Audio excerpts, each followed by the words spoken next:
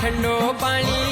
सुली कति मीठी बाणी पहाड़ा ठंडो पानी सुली कति मीठी बाणी छोड़नी नी लागे नी हाय हाय छोड़नी नी लागे